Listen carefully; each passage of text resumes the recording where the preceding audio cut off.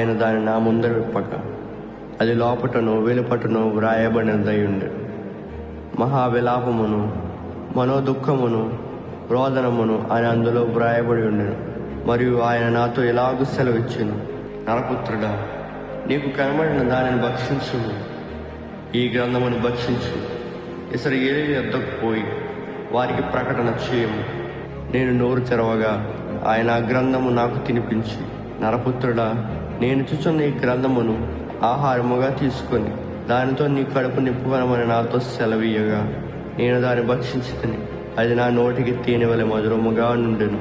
అంతలో ఆత్మ నన్నెత్తుకుని పోగా యెహోవా ప్రభావమునకు స్తోత్రం కలుగునుగాక అను శబ్దం ఒకటి ఆయనున్న స్థలం నుండి ఆర్భాటముతో నా వెనక పలుకుట వింటిని. మరియు ఆ జంతువుల రెక్కలు ఒకదానికొకటి తగులుట వలన కలుగు చెప్పుడును వాటి ప్రక్కన నుండి చక్రముల ధ్వనియు గొప్ప సందడి జరుగునట్లుగా నాకు వినబడును. నేను కేబారు నదీ దగ్గర తెలాబీబు అను స్థలమందు కాపురమును చెరపట్టబడిన వారి యొద్దకు వచ్చి వారు కూర్చున్న స్థలమందు కూర్చుండి ఏమియో చెప్పకయో కదలకయో నున్నవాడని 7 దినములు వారి మధ్య నుంటిని.